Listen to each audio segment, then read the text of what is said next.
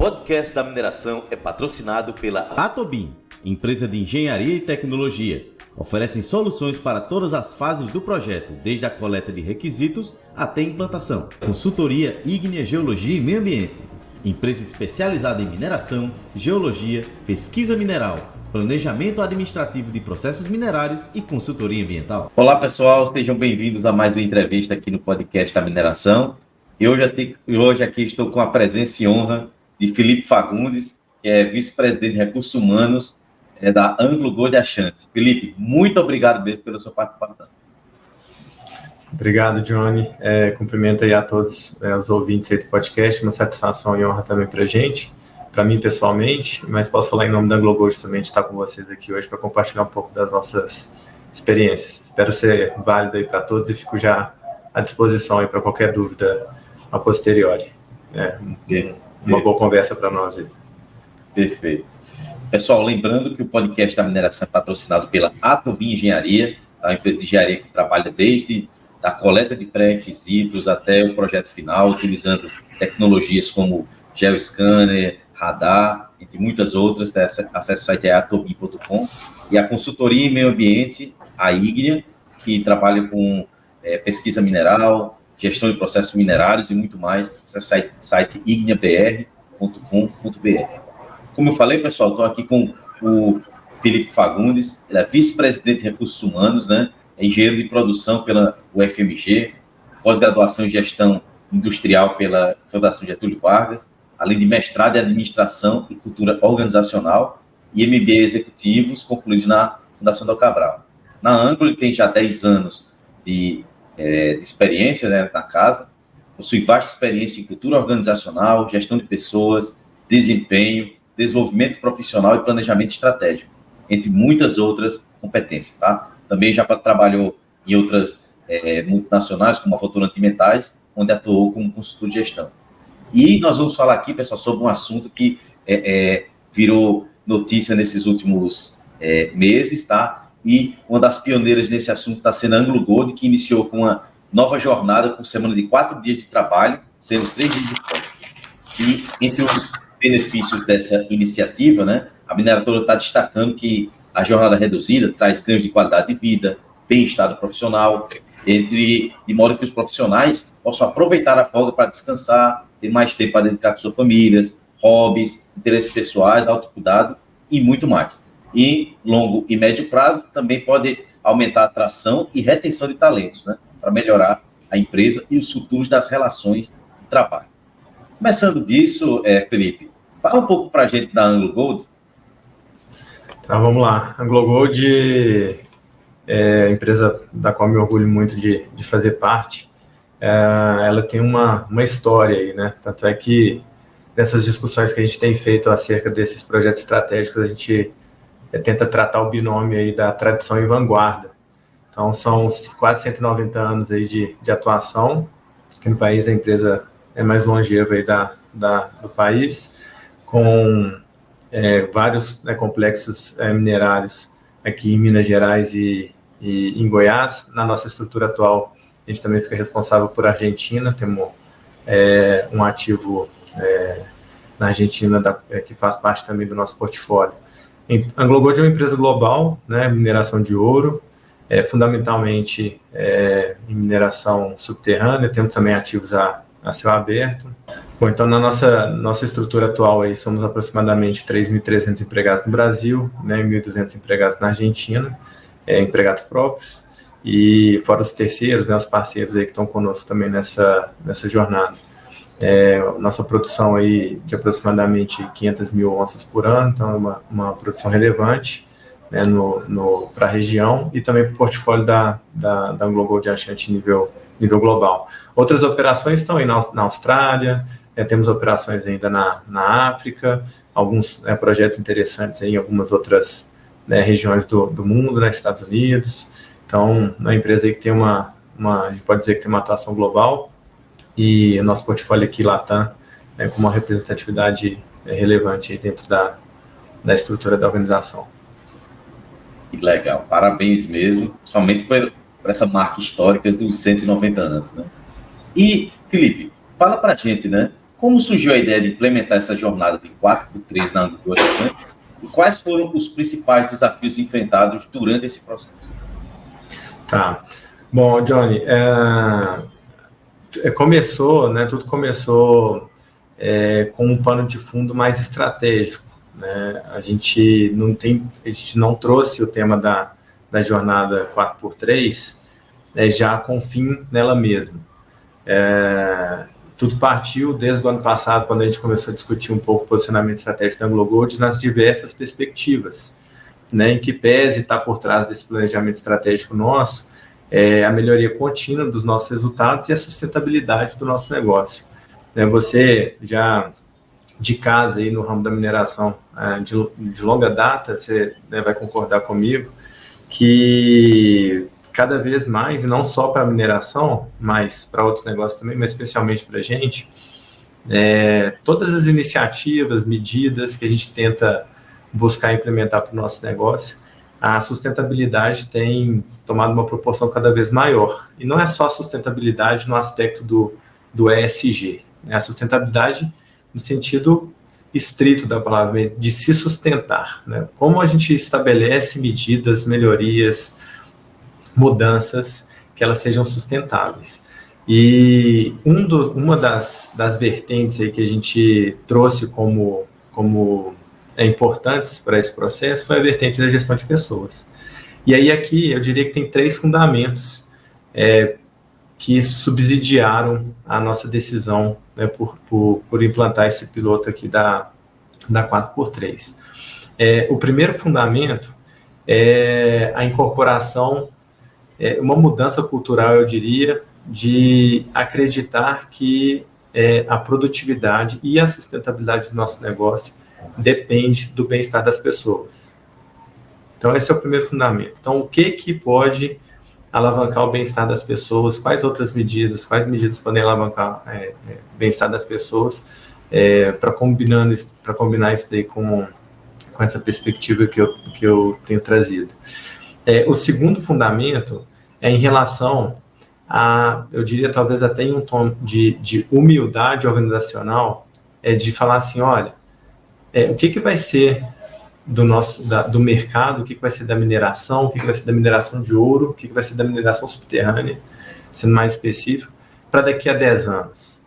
E quando a gente faz essa pergunta quase retórica, pouca gente ousa tentar adivinhar o que vai ser.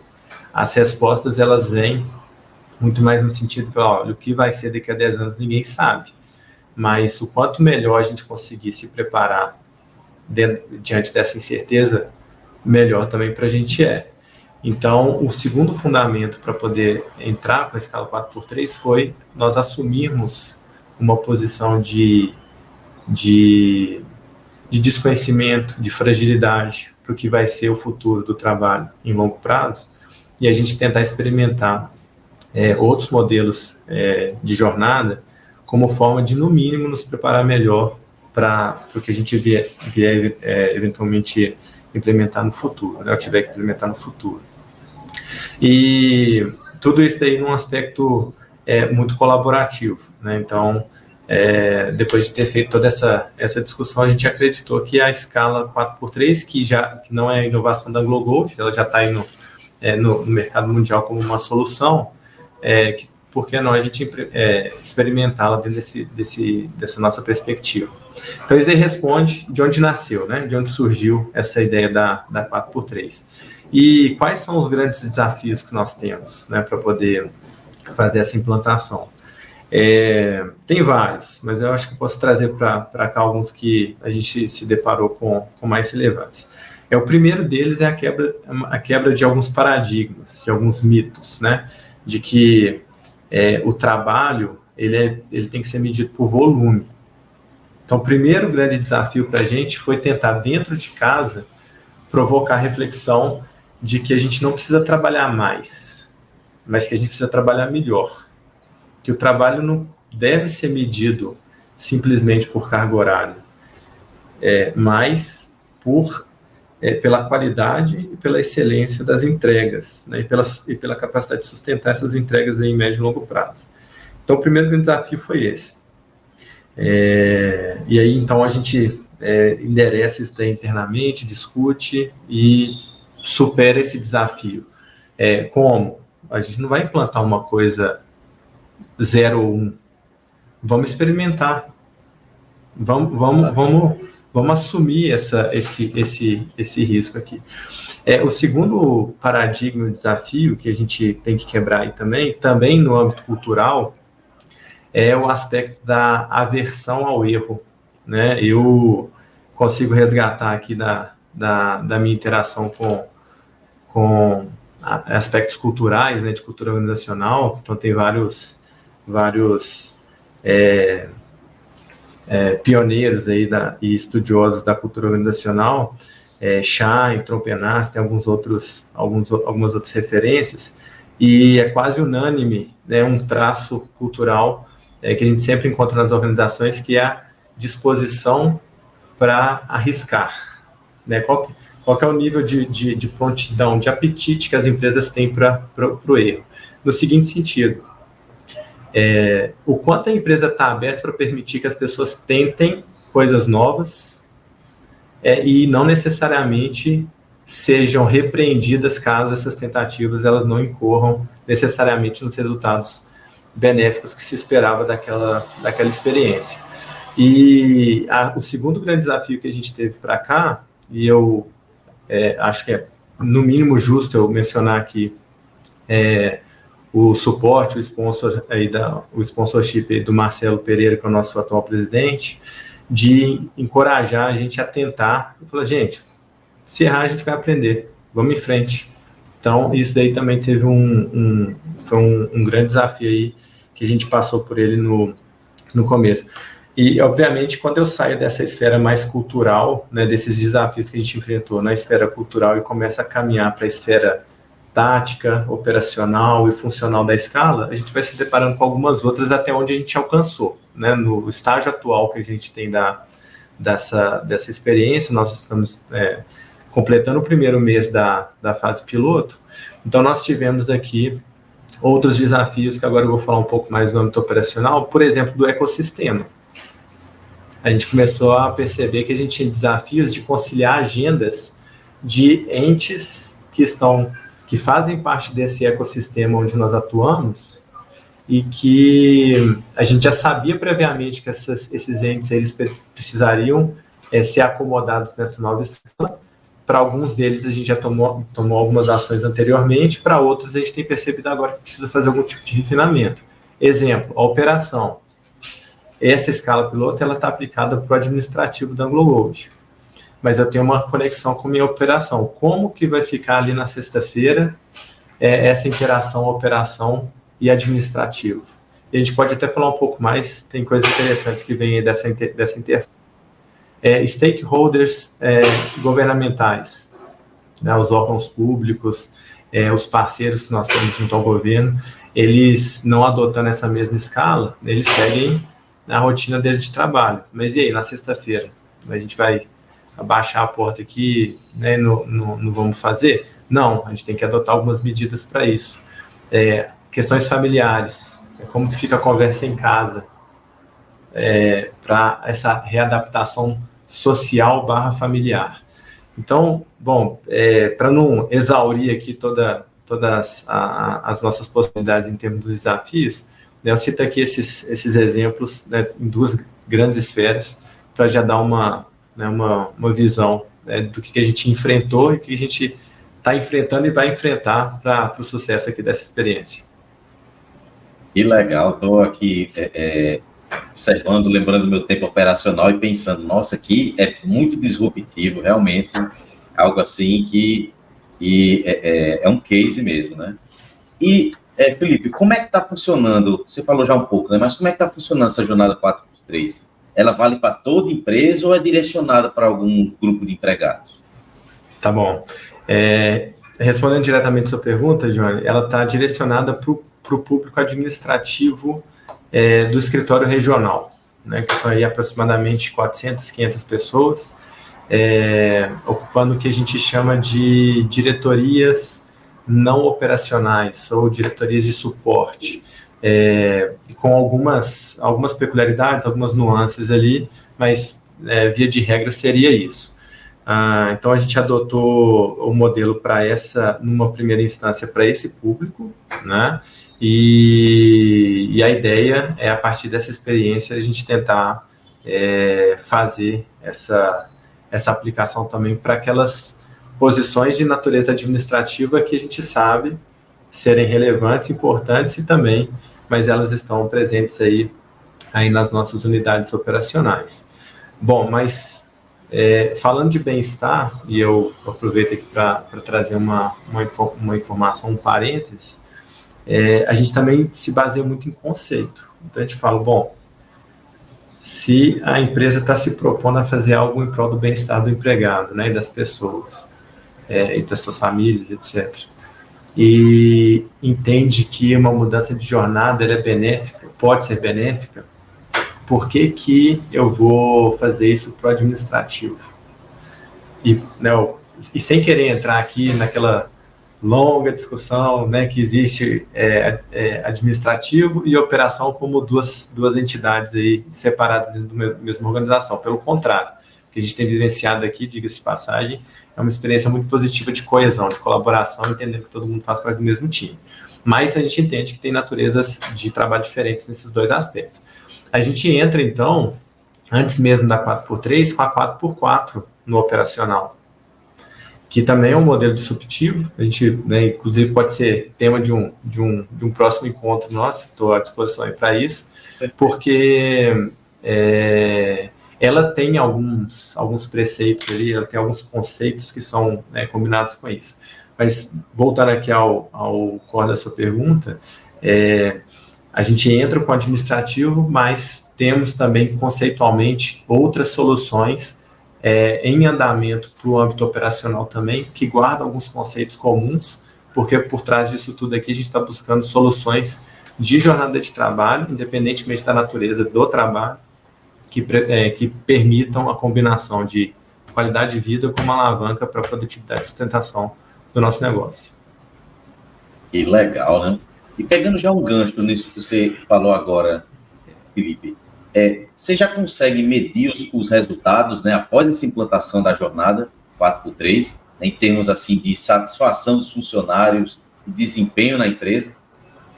Bom, nós estamos indo agora essa é a 4ª semana, né? Então, nós não temos ainda a primeira pesquisa aplicada. Então, medir seria um termo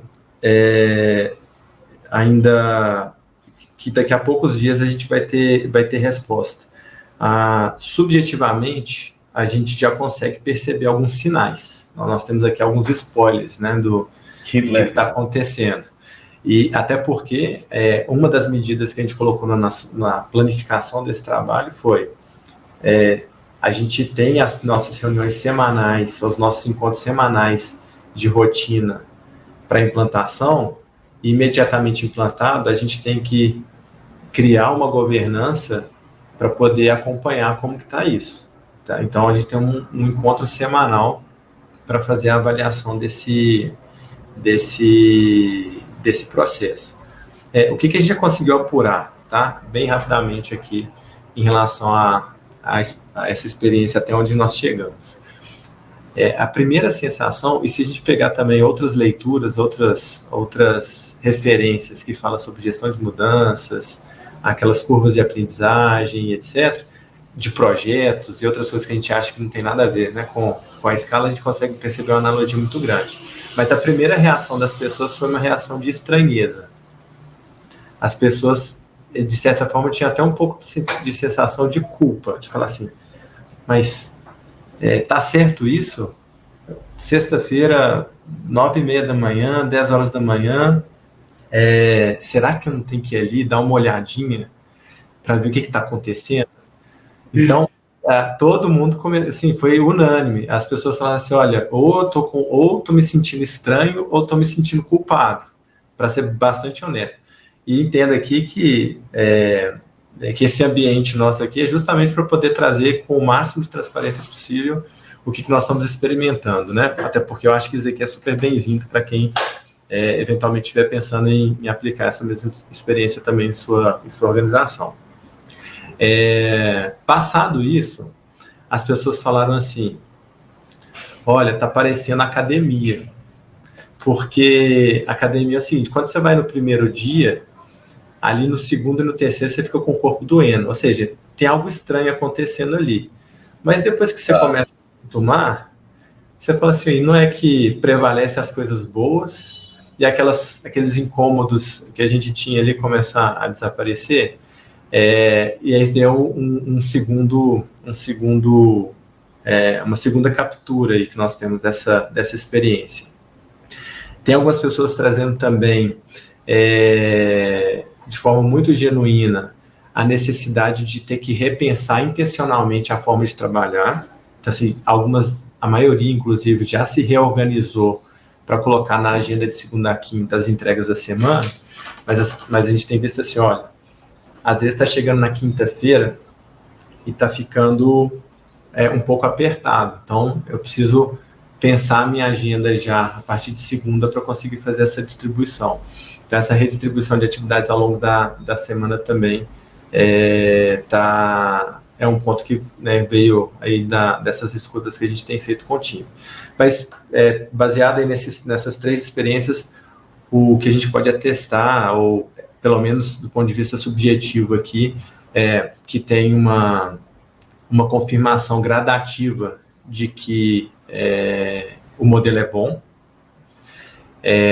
Tem uma constatação também, ainda subjetiva, de que a gente pode identificar algumas oportunidades de melhoria de processo e comunicação que vão facilitar a permanência e a perenização desse modelo. E que, né, no âmbito geral, tem uma felicidade, assim, tem uma satisfação, né, grande aí por parte das pessoas que estão experimentando essa escala. Então, o que a gente conseguiu apurar até o momento é isso, e espero que... Bom, a primeira pesquisa a gente vai soltar ela hoje, e na semana que vem a gente já começa a apurar, né, alguns resultados mais mensuráveis desse modelo. Que bacana. Ouvindo você falar aqui, fiquei pensando também, a minha primeira impressão seria essa, quando começou a entrevista, a primeira impressão era essa, na sexta-feira, ficar pensando nisso, poxa, estou em casa, né, mas realmente deve estar sendo uma experiência bem bacana, e vou falar novamente essa palavra, bem disruptiva para os funcionários, né?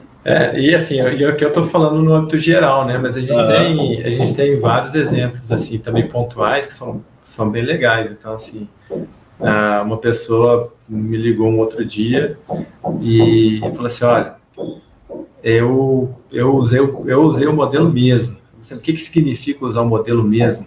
Fui para academia sexta-feira, 11 horas da manhã. Coisa que eu nunca imaginei que fosse fazer na minha vida. Então, esse aí é o exemplo aí que a gente tem e que pode usar para a pessoa que está usando sem parcimônia o modelo que está sendo oferecido. É bem legal mesmo essa analogia. E, Felipe, né, quais são os benefícios assim esperados, né, com essa adoção 4x3, na sua visão, em uma mineradora, né, tanto para a empresa quanto os funcionários, e como é que você observa que ela pode impactar a produtividade? Tá bom. Os benefícios que a gente entende serem potenciais para essa experiência, eles não diferem do que a gente encontra em algumas pesquisas desses modelos de 4 dias de trabalho na semana.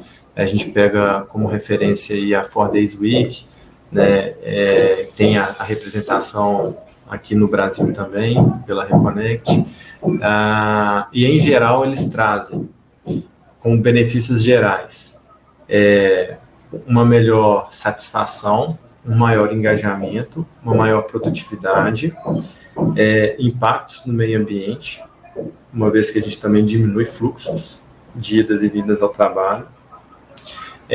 Para a diversidade também traz alguns aspectos, alguns benefícios, na medida que o modelo ele permite um reequilíbrio das atividades domésticas, pessoais e familiares, dentre outros.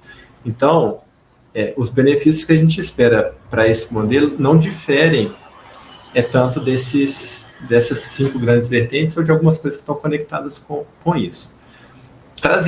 Aterrissando isso para o mundo prático, e eu falo isso por mim, inclusive, que sou parte dessa experiência, né? Eu fico sempre fazendo essa reflexão. Eu começo a buscar na minha memória os dias que eu tinha algum tipo... E aí eu vou pegar uma das perspectivas, que é o reequilíbrio das atividades pessoais e familiares. Eu fico resgatando na minha memória os dias em que eu tinha algum tipo de situação em casa, seja de saúde, seja relacional, alguma agenda, que seja um aniversário da filha, que vai ser no sábado. Então tá tudo legal, né, indo ali até a última semana da véspera do aniversário, e aí naquela última semana que você percebe que está faltando isso, está faltando aquilo, aí o que é para ser um evento de louros, né, a gente começa a perceber assim, nossa, começa a dar umas dorzinhas de cabeça. Então, sempre que eu tive algum tipo de questão familiar, o trabalho, para mim, me exigia mais energia. E aí eu fazia uma entrega no dia e falava assim, olha, não foi a melhor, porque toda hora tá me vindo aqui que eu tinha que ter feito tal coisa lá, tinha que ter feito tal coisa aqui, tinha que ter preocupado, tinha que ter agendado um médico, tinha que ter... minha carteira está vencendo. Então, assim, tem uma série de coisas, fora o que a gente já tem de improdutividade inerente a um dia regular de trabalho. Então, quando eu aterrizo uma dessas perspectivas do benefício para o mundo prático, para mim fica evidente que o ganho de produtividade que nós temos aí das pessoas saberem que, se elas já não utilizaram uma sexta-feira anterior para poder endereçar algumas questões, elas terem a segurança que na próxima sexta-feira elas vão poder fazer isso. Então isso é libertador, isso traz assim um conforto de falar assim, olha, eu posso cair para dentro aqui, eu posso dedicar de cabeça nesse negócio que estou fazendo, porque na sexta-feira eu resolvo. E resolver significa esforço, significa ir no centro da cidade, fazer isso, fazer aquilo, mas no fundo, essas entregas que a gente faz de coisas pequenas do nosso cotidiano, elas retroalimentam nosso aspecto psicológico, mental, de que as coisas estão organizadas, estão seguras, vão acontecer. E, bom, então, voltando, a produtividade, para mim, está aí. Basicamente, está aí. E existem outras perspectivas também. Bom, dá para conversar, dá para a gente conversar 4 dias aqui, depois a gente descansa 3 sobre esse modelo. Então, você falou um negócio muito importante, né? Que por mais a gente sempre fala isso da mineração, né? Que eu converso com muita gente de RH, fala que uma pessoa não é um CPF, ela é uma pessoa, né? A organização, as pessoas são mais importante, a vida, o meio ambiente, né? E garantir um ambiente de trabalho desse tranquilo, salutar, a pessoa se sente, aí vem o nome mesmo, colaborador, se sente colaborando com a empresa, se sente junto, se sente parte, né? Vê que a empresa está cuidando dela, né? Eu acho que esse sentimento de cuidado que vocês estão tendo, realmente eu acho que é o cerne dessa questão desse 4x3, né, no meu ponto de vista. Muito bom, exatamente. De acordo aí. Beleza. E Felipe, o que é que você pode falar para a gente, assim, né, para quem está assistindo e queira também tentar fazer essa jornada na empresa, né? Quais foram, assim, as estratégias já adotadas para garantir uma transição suave e eficiente para essa jornada do 4x3, levando em consideração, né, a rotina e as necessidades do trabalhador? Tá ótimo. Bom, a primeira recomendação que eu faria aí partindo de um cenário talvez um pouco mais conservador e seguro, eu recomendaria fazer um mapeamento na empresa daquelas pessoas que poderiam contribuir com as primeiras discussões do modelo, ainda numa fase bem ali de brainstorming, de pensar como que aquilo ali poderia acontecer dentro daquele ambiente que é peculiar. E dali a gente tiraria algumas questões já para uma etapa de planejamento. A segunda coisa que eu traria aqui, e para a gente chegou a utilizar e se facilita muito, a gente desmistificar de que a gente quer implantar, de que a gente quer implantar X, e que X é exatamente tal coisa. E traduzindo, olha, eu não quero implantar a escala 4x3. Confie nela mesma, fundamentalmente. O que a gente está propondo aqui é uma experiência, é um piloto. E aí nós vamos decidir daqui a pouco se foi válido ou não foi. Então, esse daí eu acho que é uma segunda recomendação de não estabelecer que aquela mudança não vale só para 4x3, eu acho que para qualquer uma. A gente pode se dar a oportunidade de experimentar as coisas antes de falar que quer implantar. Do jeito que o mundo está hoje em dia, né, tanta coisa acontecendo. Quando a gente fala que quer implantar o próprio tempo de fazer a implantação do A, quando a gente vai implantar A, a gente está implantando B. Então, a recomendação é se dê essa oportunidade da experimentação. E talvez quando a gente vem para a indústria, né, quando a gente vem para um ramo da economia que é um pouco mais consolidado, histórico, às vezes a gente não tem isso daí tão arraigado quando a gente vai, por exemplo, para o ramo da tecnologia ou da inovação, que eles têm já por definição como desenho de processo de implantação, os stepstones, né, os gates. Para projeto normalmente tem isso, mas quando a gente está pensando em uma mudança aplicada para a rotina, às vezes a gente pensa que tem que mudar de A para B de uma maneira direta.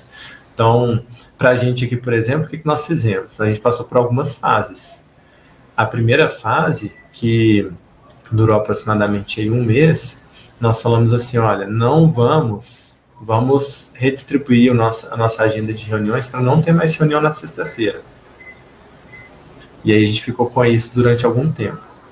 Depois nós falamos assim, nós adotamos, Johnny, um modelo híbrido de trabalho, tá? Até, diga-se de passagem, nesse 4x3... Que legal. São 2 dias remotos e 2 dias presenciais. Então, combinado com o 4x3. Então, fechando aqui esse parênteses, bom, se eu posso ter 2 dias remotos, e antes eram 2 presenciais e 3 remotos, né? Nós falamos assim, tá, agora nessa segunda fase, além de não ter reunião na sexta, nós vamos garantir que todo mundo que trabalha no remoto, pelo menos a sexta-feira seja remota. Então, agora a gente já está empilhando 2 mudanças, de não ter reunião e de ser remoto na sexta. Genial. E aí depois, na terceira fase, a gente falou, bom, já que a gente não está com reunião e a gente está trabalhando remoto, a partir do dia 22 de abril nós vamos iniciar efetivamente o trabalho 4x3. Então, agora não tem trabalho mais na sexta-feira. Aí a gente ajusta uma carga horária ali de segunda a quinta, né? E sexta-feira a gente já não trabalha. Então, voltando à sua pergunta também, que recomendação, dica eu daria dentro ainda dessa segunda, isso, colocar como experiência e fasear as coisas, porque a gente vai colhendo ali os frutos disso daí, e essa colheita, ela retroalimenta a nossa energia para poder dar o próximo passo. E bacana, realmente, como falei, né, genial essa transição, muito bacana mesmo. E a Anglo, observe que ela é uma empresa que trabalha com diversas gerações dentro da mesma empresa, né? Uhum. Aí, como é que a cultura organizacional da AngloGold, né, foi impactada pela adoção dessa jornada, né? E como a empresa está lidando com essas eventuais resistências e desafios culturais que podem acontecer? Olha, eu diria assim que se a gente pensar o ponto de partida conscientemente, a gente diria que não. A gente falaria assim, não, olha, a gente pensou em bem-estar dentro dos nossos valores e do nosso propósito, da nossa perspectiva de futuro, encontramos a 4x3 como uma possível ferramenta, uma possível solução que se encaixa nisso e implantamos. Isso se a gente for responder conscientemente. Mas, inconscientemente, a gente está 100% do tempo provocado por essa mudança, por esse convívio multigeracional que nós temos atualmente, né? Então, inconscientemente, no nosso dia a dia, a gente percebe as pessoas que estão entrando, a gente percebe as pessoas que estão saindo, a gente interage com diferentes agendas, interesses em todos os nossos processos aqui do dia a dia, tanto do RH quanto do dia a dia operacional. E isso daí, de certa forma, vai sendo guardado aqui dentro, a ponto de, na hora que a gente percebe que tem um plano estratégico, a gente transforma essas angústias, essas reflexões, essas provocações, essa percepção de que nem todo mundo pensa igual, para poder, no mínimo, favorecer uma tomada de decisão de aplicação de algo que seja inovador, que venha a responder um pouco dessas ansiedades, dessas questões, dessas sugestões que as novas gerações trazem para a gente. E eu não tenho dúvida, assim, provavelmente através das pesquisas aí a gente vai conseguir capturar um pouco isso, do quanto que essas novas gerações vão se manifestar, né, beneficamente em relação a esse tema aí que nós estamos oferecendo aqui para o público da ANGLO. Bom, Johnny, e um outro ponto que a gente vem discutindo muito aqui é o quanto que a cultura organizacional impacta esse modelo de trabalho, e a nossa reflexão aqui é que é sempre uma questão em via dupla, né? Então, assim, por que não perguntar como que o modelo de trabalho tem que impactar na cultura? Então, não tem certo e errado aqui. É um pouco filosófico isso, mas enriquece as nossas discussões na medida de perceber que o modelo de trabalho favorece o indivíduo na perspectiva pessoal e profissional, e se a gente vai falar em cultura, a cultura não está só dentro da empresa, a cultura está dentro de casa. Então, o modelo vai impactar a cultura organizacional necessariamente por essa via. Agora, a cultura também pode favorecer esse modelo de trabalho, a cultura organizacional, né, na outra vertente, na outra direção, por a gente intencionalmente criar um ambiente favorável a testar, a experimentar, e aí nessa ida e volta aí entre cultura e modelo, a gente vai crescendo e trazendo novidades aí para o nosso time.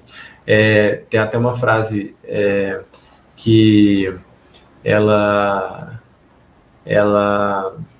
né, do Peter Drucker, né, que a cultura come a estratégia no café da manhã, mas isso daí também é uma coisa bem provocativa. Já vi grandes embates aí, os defensores da estratégia combatendo aqui a cultura e os defensores da cultura combatendo a estratégia. Bom, eu acho que não tem como falar, né, quem vem antes, não. As duas coisas trabalhando junto é o que a gente tem experimentado aqui quando a gente entende o tema cultural dentro do modelo da 4x3.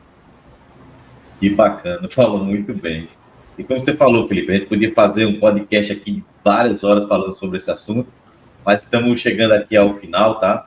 Novamente agradecer a você, a AngloGold Ashanti, pela participação aqui no podcast. As portas estão abertas para quando vocês quiserem voltar, tá? E que mensagem final você gostaria de deixar para o nosso ouvinte?